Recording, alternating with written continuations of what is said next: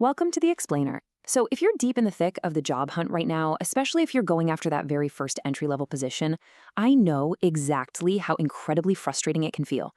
You spend hours, maybe even days, just painstakingly crafting your very first CV.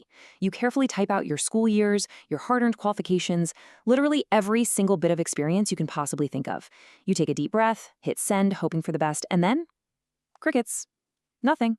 It honestly feels like your application just vanished into some sort of black hole, presumably hanging out with all those missing left socks, right? Well, today, we're going to look at exactly why that happens, and much more importantly, how you can actually fix it. Because here is the brutal reality. 8.8. That's the number of seconds, just 8.8 seconds, that employers actually give a CV before deciding to just move on to the next one. I mean, think about how insanely fast that is. 1, 2, 3, 4, 5, 6, 7, 8, and poof, it's gone. In that incredibly brief little window, your carefully crafted document is being evaluated, judged, and, let's be real, more often than not, sent straight to the recycle bin. It is a really harsh truth, but understanding this 9-second window is the absolute key to surviving the modern job market. Our source material today breaks down exactly how to save your CV from this exact fate, and we are going to map out a clear, actionable survival guide for you. Okay, let's dive into this. Here's our roadmap for today's explainer. 1. The 9-second countdown. 2. The entry-level bottleneck. 3. Targeting your industry. 4. Proving character and competence. 5. Facts, figures, and formatting. And 6. The final application polish. Let's start right off with Section 1, the 9-second countdown. Look, the job market is incredibly tough across the board right now. Even seasoned professionals with years of experience are really feeling the pinch. But, as our source highlights, it is particularly brutal for young graduates applying for entry-level positions. Because employers give CVs barely a glance, first-time CV writers have to put in an extraordinary amount of extra effort just to develop a standout document. You aren't just proving you can do the job, you're literally fighting just to be seen in the first place. So, why the massive rush? That brings us to Section 2. The entry-level bottleneck. It really just comes down to sheer volume. Research by the UK's youth program, the National Citizen Service, actually found that applications for junior positions have absolutely skyrocketed. This massive influx just cranks up the pressure on employers who now have to wade through hundreds of CVs for a single role. And depending on where you are, it can be even worse. For example, in South Africa, the source notes that competition for entry-level spots is even fiercer. HR managers simply do not have the luxury of time. The math just forces them to be completely ruthless. And this brings us to a really crucial piece of advice from Wanga Nchinga. He's the senior head of program at the Faculty of ICT at the Independent Institute of Education, which happens to be South Africa's largest private higher education provider. He says, looking for work should be treated as work in itself, so make the investment.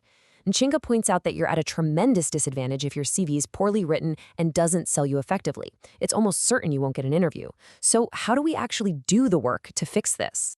Well, the very first step is Section 3, targeting your industry.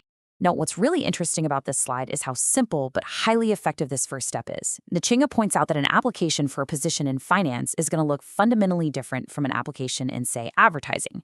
As he says, Google is your best friend here. Run a quick image search for CV examples in your specific industry. You need to visually demonstrate from the very first glance that you are completely in touch with the culture and the business approach of your chosen sector. A creative director expects a totally different layout than an investment banker, right?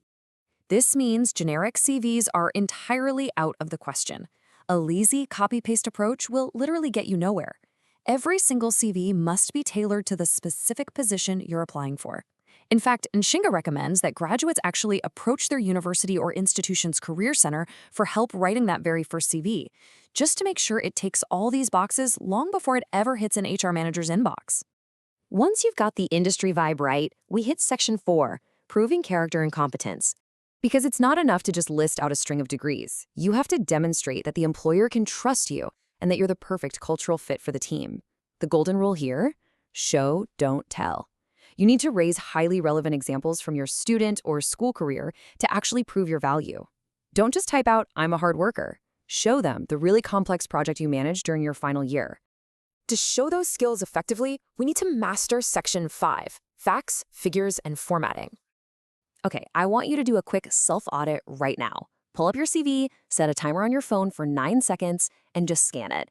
Do your absolute best selling points jump right out at you immediately? Is it abundantly clear from a first glance that you're qualified for the gig? Because if you have to dig through huge blocks of text to find your best achievements, guess what? The employer is never going to see them. The days of CVs stretching over 3 or 4 pages, yeah, those are completely over. Our source makes it super clear. Every single word needs to fight for its absolute life on that page. You get 2 pages, maximum. The very first page has to give an employer a really solid, positive overview of exactly who you are and what you've achieved. And please, do not fill that first page with generic personal details that just eat up valuable real estate. You have to get straight to the value you bring. And this brilliantly illustrates exactly what we mean about getting to the value. When you're writing out your bullet points, you just can't speak in general terms. Compare the weak example on the left with a strong one on the right. Was involved in Project X.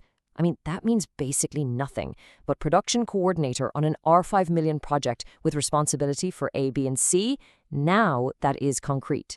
If you gained work experience or interned during your student years, use hard data, project sizes, and very specific responsibilities to prove exactly what you did. Almost done. To wrap things up, we reach section 6, the final application polish. According to Inshinga, another massive way to highlight yourself as a top-tier candidate is to prove a genuine commitment to lifelong learning. Don't just list your past qualifications and call it a day. Show them that you are fully proficient in the absolute latest software required for the job. Indicate if you're currently enrolled in any short courses or evening programs. Employers really want to see that you're actively expanding your skills, not just resting on a degree you got a couple of years ago. And of course, your CV doesn't travel alone. A short, well-crafted cover letter should always round off the application.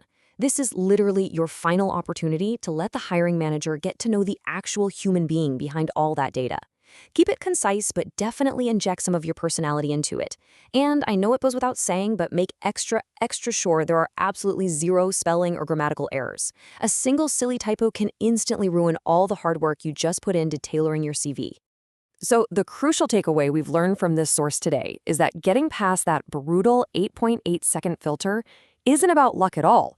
It's about strategy, hyper-tailoring, and treating your application with the utmost seriousness it deserves. Which leaves me with this final question for you to really chew on. Look at the last CV you sent out. Are you treating your job hunt like a full-time job, carefully crafting every single detail? Or are you just treating it like a 9-second gamble? Take the time, do the work, and make those 9 seconds count. Thanks for joining me on this explainer, and I'll catch you on the next one.